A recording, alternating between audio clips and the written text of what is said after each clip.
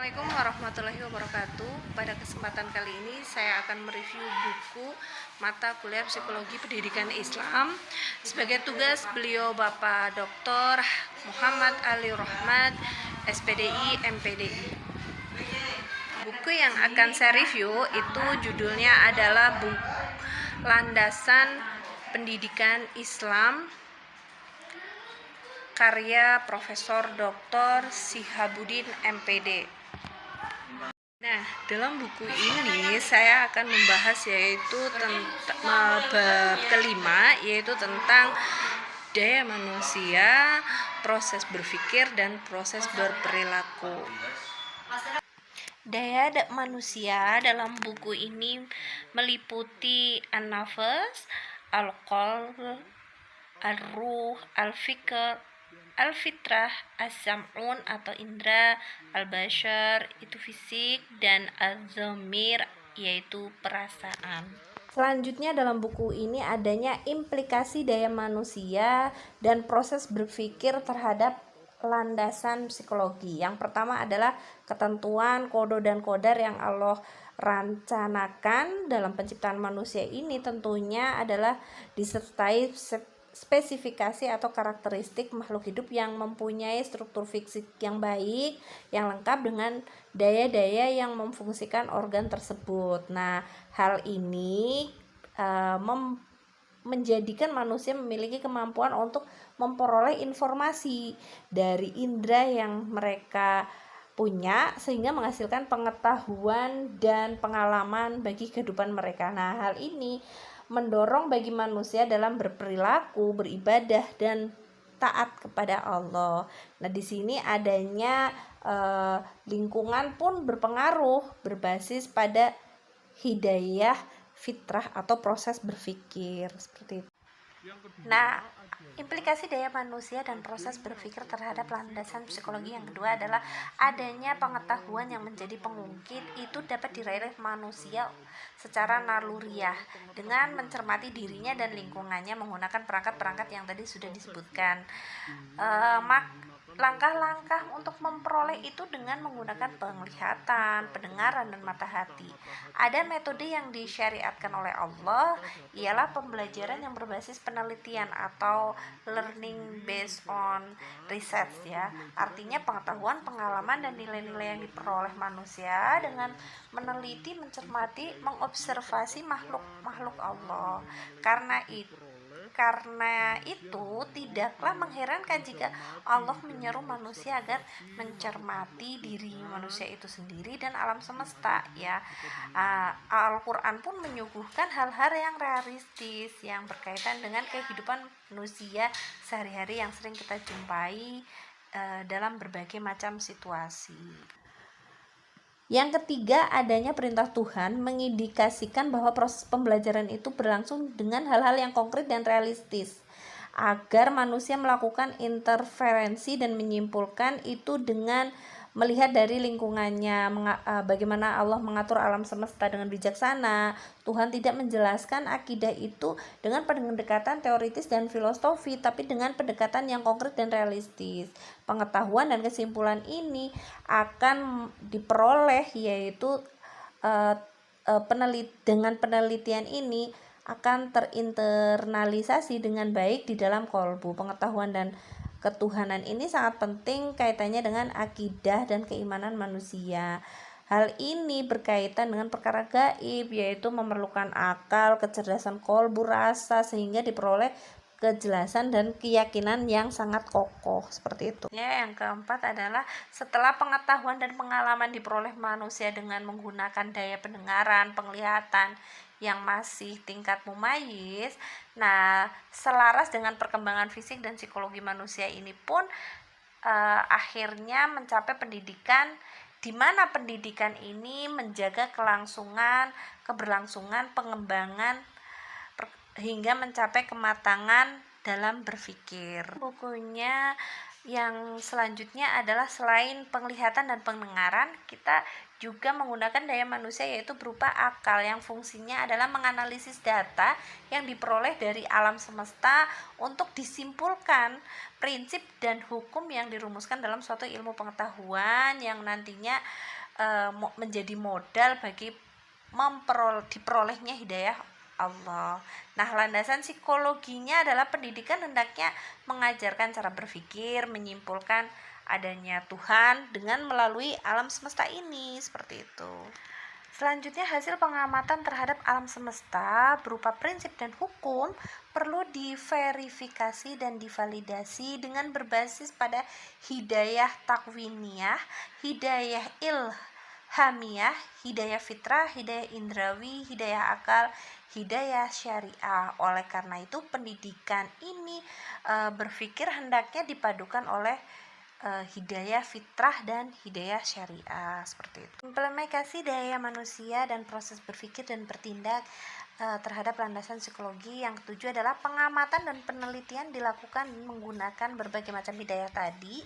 Nah, pentingnya pendidikan di sini mempunyai peran mengasah hidayah-hidayah tersebut agar berfungsi dengan baik.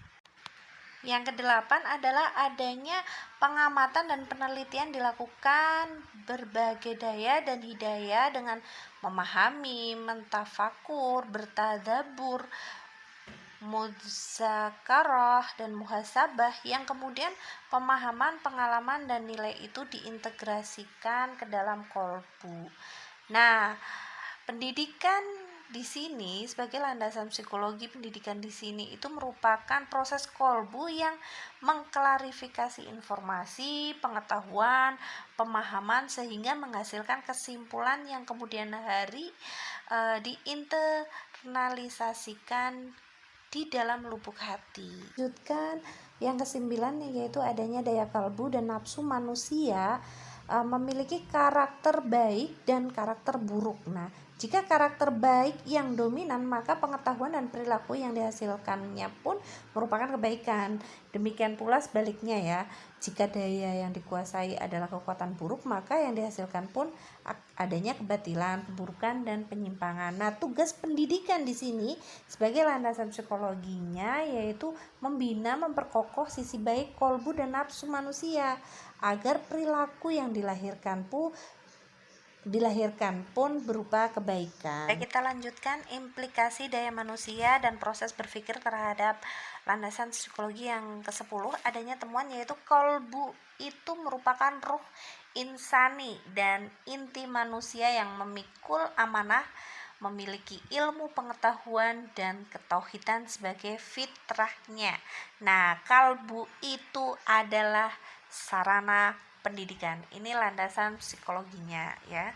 Kalbu ini di sini memiliki sejumlah sifat terpuji yang akan mendorong raga untuk beramal saleh. Kalbu memiliki sejumlah sifat tercela juga yang dapat menyembuhkan suatu penyakit. Jika penyakit itu tidak diobati, maka penyakit itu akan lebih parah dan akhirnya kalbu itu akan mati. Nah, jika kolbu mati, maka ia tidak mampu menerima kebenaran apapun.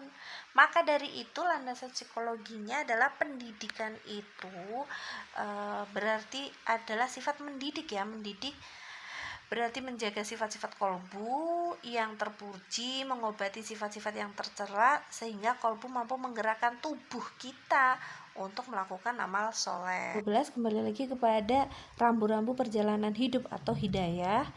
Tujuan jalan yang harus ditempuh sudah jelas ya, mengapa banyak manusia yang tergoda oleh rayuan setan sehingga tersesat. Nah, di sini landasan psikologinya maka adanya peranan pendidikan berarti mengasah hidayah dan meyakinkan bahwa hidayah itu akan mampu membawa kepada tujuan yang kita kehendaki.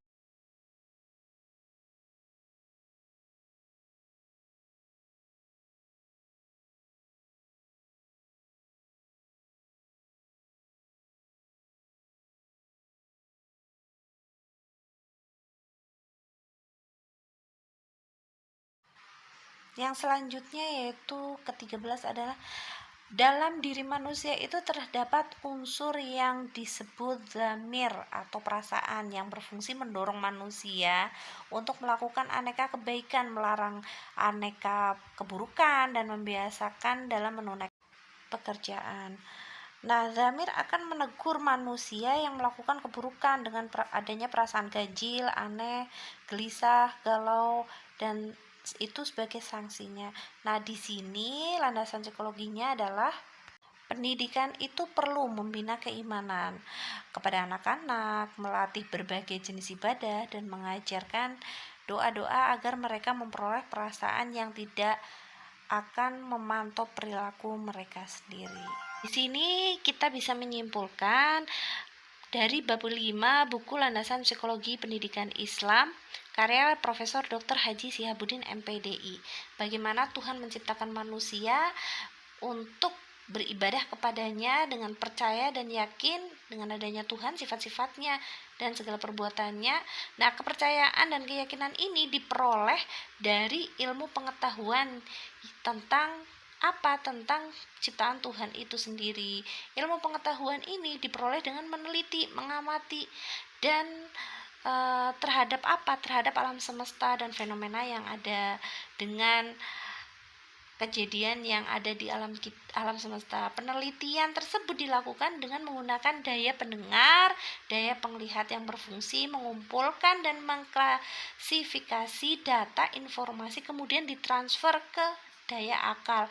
Daya akal akan mengelola, mengkonsultasikannya pada daya kalbu yang dengan landasan fitrah, yaitu kecenderungan ketuhanan, kebaikan, dan kesempurnaan. Kemudian kalbu akan mengeksekusinya lagi,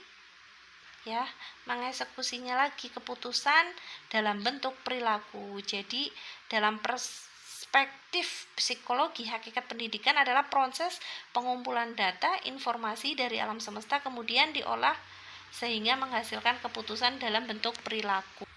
Nah, kolbu yang baik akan menghasilkan perilaku yang baik. Berbeda dengan kolbu yang buruk akan menghasilkan perilaku yang buruk. Kolbu yang buruk itu terjadi karena kolbunya sakit, ya. Kolbunya sakit. Karena itu adanya daya-daya tersebut perlu diberi rujukan, yaitu apa? Hidayah syariah dan dijaga kesehatan melalui proses tazkiyah, seperti itu. Mungkin itu yang bisa saya review dari buku Landasan Psikologi Pendidikan Islam. Kurang lebihnya saya mohon maaf. Saya ucapkan banyak terima kasih dan semoga bermanfaat. Wassalamualaikum warahmatullahi wabarakatuh.